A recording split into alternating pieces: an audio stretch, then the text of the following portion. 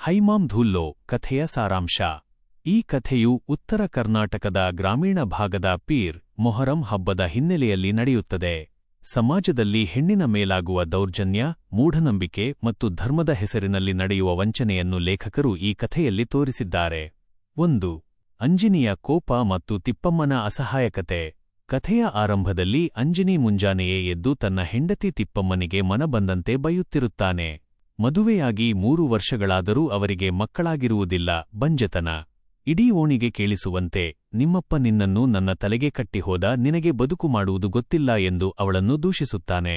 ಇದನ್ನು ಕೇಳಿದ ನೆರೆಮನೆಯ ಹಿರಿಯ ಜೀವವನ್ನಮ್ಮ, ಪಾಪ ಏನೂ ಅರಿಯದ ಆ ಹುಡುಗಿಗೆ ಅಂಜಿನಿ ಕೊಡುವ ಕಾಟವನ್ನು ಕಂಡು ಮನಸ್ಸಿನಲ್ಲೇ ಶಾಪ ಹಾಕುತ್ತಾಳೆ. 2. ತಿಪ್ಪಮ್ಮನ ಹಿನ್ನೆಲೆ ಫ್ಲ್ಯಾಶ್ಬ್ಯಾಕ್. ತಿಪ್ಪಮ್ಮ ತುಂಬಾ ಬಡತನದ ಕುಟುಂಬದಿಂದ ಬಂದ ಅತ್ಯಂತ ಒಳ್ಳೆಯ ಮತ್ತು ಮುಗ್ಧ ಹುಡುಗಿ. ಅವಳ ತಂದೆ ಸಣ್ಣೀರ ಕೂಲಿ ಮಾಡಿ 4 ಹೆಣ್ಣು ಮಕ್ಕಳನ್ನು ಸಾಕುತ್ತಿರುತ್ತಾನೆ.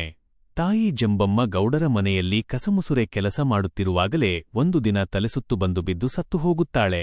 ತಾಯಿಯಿಲ್ಲದ ಮನೆಗೆ ಹೆಣ್ಣು ಮಕ್ಕಳ ರಕ್ಷಣೆ ಕಷ್ಟ ಎಂದುಕೊಂಡ ಸಣ್ಣೀರ ಹಿರೇಮಗಳು ತಿಪ್ಪಮ್ಮ ದೊಡ್ಡವಳಾದ ತಕ್ಷಣ ಜಂಬಮ್ಮನ ತಮ್ಮನಾದ ಅಂಜಿನಿಗೆ ಕೊಟ್ಟು ಮಠದಲ್ಲಿ ಸಾಮೂಹಿಕ ವಿವಾಹ ಮಾಡಿಸುತ್ತಾನೆ. 3. ಪೀರ್ ದೇವರ ಹರಕೆ ಮತ್ತು ಅಂಜಿನಿಯ ಬದಲಾವಣೆ. ಮಕ್ಕಳಿಲ್ಲದ ಕಾರಣ ಅಂಜಿನಿ ದಿನ ತಿಪ್ಪಮ್ಮನಿಗೆ ಹೊಡೆಯುತ್ತಿರುವುದನ್ನು ಕಂಡು ವನ್ನಮ್ಮ ಅವನಿಗೆ ಬುದ್ಧಿ ಹೇಳುತ್ತಾಳೆ. ಇವತ್ತು ಪೀರ್ ಹಬ್ಬ ಮೊಹರಂ. ದೊಡ್ಡ ಮಸೀದಿಯ 5 ಗೆರೆ ದೇವರಿಗೆ, ಪೀರ್ ದೇವರಿಗೆ ಹೋಗಿ ಹರಕೆ ಕಟ್ಕೋ, ಅಲ್ಲಿ ಬೇಡಿದವರ ಸುಳ್ಳಾಗಲ್ಲ ಎನ್ನುತ್ತಾಳೆ.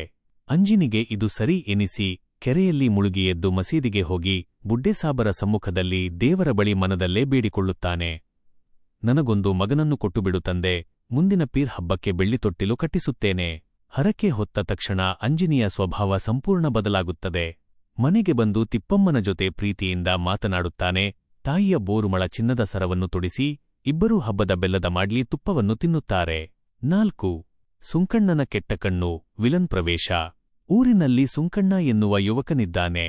ಅವನು ಪೀರ್ ಹಬ್ಬದಲ್ಲಿ 5 ಗೆರೆ ದೇವರನ್ನು ಪಂಜ, ಹೆಗಲ ಮೇಲೆ ಹೊತ್ತು ಭೀಕರವಾಗಿ ಕುಣಿಯುವವನು. ಆದರೆ ಅವನ ಕಣ್ಣು ಮೊದಲಿನಿಂದಲೂ ತಿಪ್ಪಮ್ಮನ ಮೇಲಿರುತ್ತದೆ. ಅಂಜಿನಿ ದೇವರಿಗೆ ಹರಕೆ ಹೊತ್ತಿರುವ ವಿಷಯ ಸುಂಕಣ್ಣನಿಗೆ ತಿಳಿಯುತ್ತದೆ. ಇದನ್ನೇ ನೆಪವಾಗಿಟ್ಟುಕೊಂಡು ದೇವರಿಂದ ಆಶೀರ್ವಾದ ಕೊಡುವ ನೆಪದಲ್ಲಿ ತಿಪ್ಪಮ್ಮಳನ್ನು ಬಳಸಿಕೊಳ್ಳಲು ಸಂಚು ರೂಪಿಸುತ್ತಾನೆ. 5. ಕಥೆಯ ಅಂತ್ಯ ಕ್ಲೈಮ್ಯಾಕ್ಸ್. ರಾತ್ರಿಯಿಡೀ ಅಂಜಿನಿ ಮಸೀದಿಯಲ್ಲಿ ಸ್ನೇಹಿತರ ಜೊತೆ ಇರುತ್ತಾನೆ. ತಿಪ್ಪಮ್ಮ ಮನೆಯಲ್ಲಿ ಒಬ್ಬಳೇ ಮಲಗಿರುತ್ತಾಳೆ.